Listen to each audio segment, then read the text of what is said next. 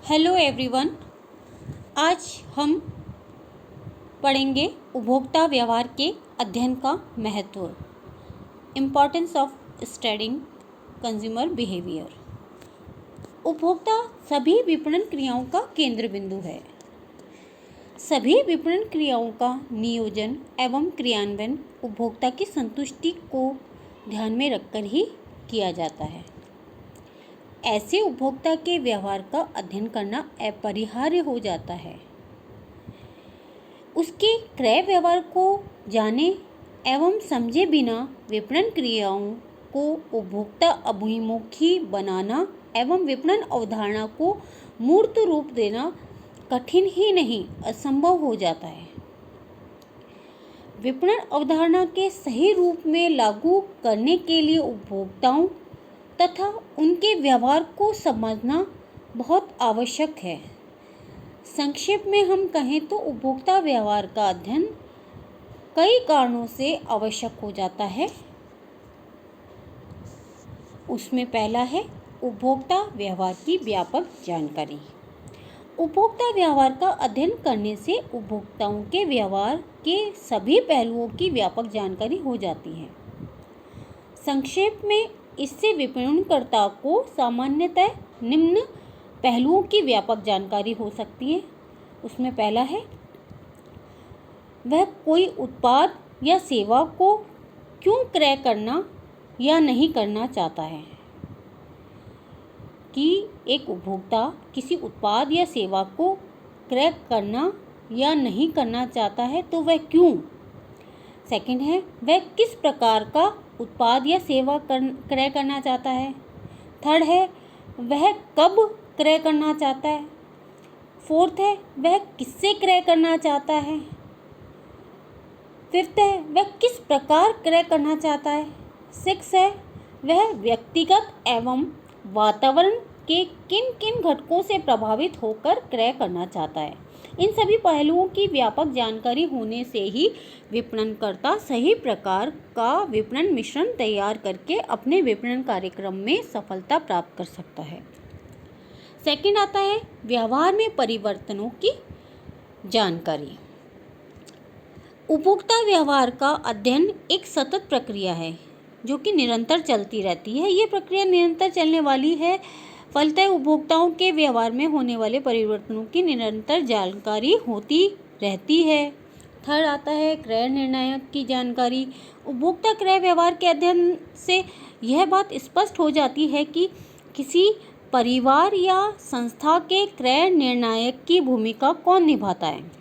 इससे विपणनकर्ता उसी निर्णायक भूमिका वाले व्यक्ति के इर्द गिर्द अपनी विपणन व्यूहरचना निर्धारित कर सकता है तथा विपणन कार्य में सफलता प्राप्त कर सकता है।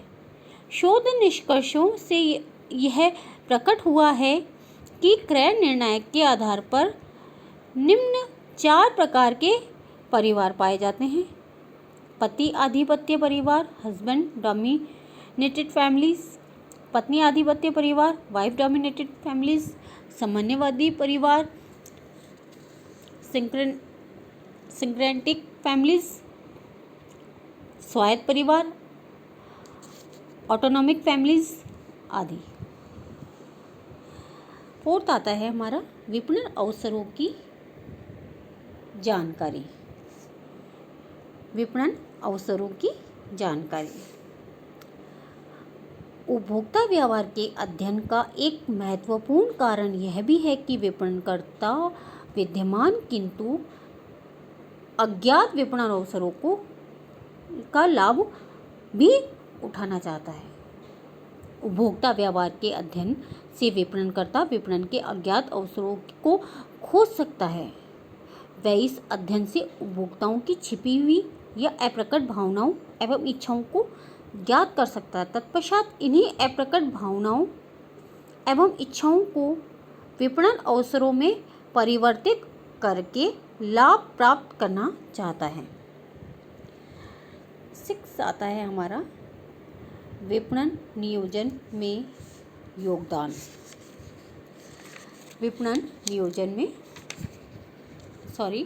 विपणन पूर्वानुमान में सहायता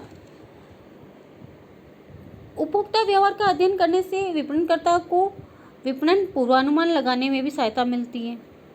उपभोक्ताओं के क्रय के समय एवं अवसरों की जानकारी का विपणन पूर्वानुमान लगाने में भली प्रकार उपयोग किया जा सकता है। 6 पॉइंट आता है विपणन नियोजन में योगदान। उपभोक्ता व्यवहार के अध्ययन का महत्व इसलिए भी है कि यह विपणन नियोजन में भी योगदान देता है। विपणन नियोजन करते समय उपभोक्ता के व्यवहार को प्रभावित करने वाले व्यक्तिगत एवं वातावरण के सभी घटकों पर विचार करना परम आवश्यक होता है। इस प्रकार उपभोक्ता व्यवहार का अध्ययन विपणन नियोजन प्रक्रिया के एक प्रमुख चरण को पूरा करने में योगदान देता है। नेक्स्ट पॉइंट है हमारा विपणन कार्यक्रम के प्रति उपभोक्ताओं की प्रतिक्रियाओं की जानकारी। संस्था के विपणन कार्यक्रम के प्रति उपभोक्ताओं की प्रतिक्रियाओं को जानने के लिए उपभोक्ता व्यवहार का अध्ययन अति आवश्यक हो जाता है। ऐसे अध्ययन से प्राप्त निष्कर्षों के आधार पर उसमें आवश्यक सुधार एवं परिवर्तन किया जा सकता है। नेक्स्ट आता है उत्पाद नियोजन एवं विकास। उत्पाद नियोजन एवं विकास उपभोक्ताओं के व्यवहार के अनुरूप ही किया जाता है। उत्पाद के रंग, रूप, डिज़ाइन, किस्म, आकार, उनमें नवीनता आदि का निर्धारण उपभोक्ता के क्रय व्यवहार के आधार पर ही किया जाता है।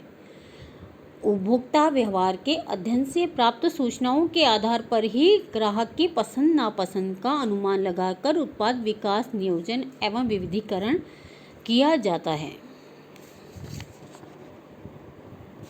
9 पॉइंट है मूल्य एवं मूल्य नीतियों के निर्धारण में सहायक। उत्पाद या सेवा का मूल्य सदैव उसकी लागत से ही प्रभावित नहीं होता है, बल्कि उपभोक्ताओं के व्यवहार से भी प्रभावित होता है।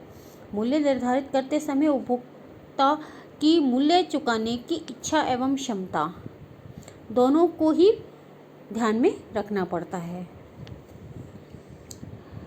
10 पॉइंट है हमारा नकारात्मक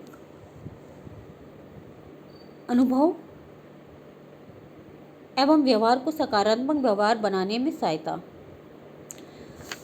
उपभोक्ता व्यवहार का अध्ययन करके अनेक संस्था तथा संस्था के उत्पादों के प्रति नकारात्मक एवं सकारात्मक व्यवहार को समझा जा सकता है।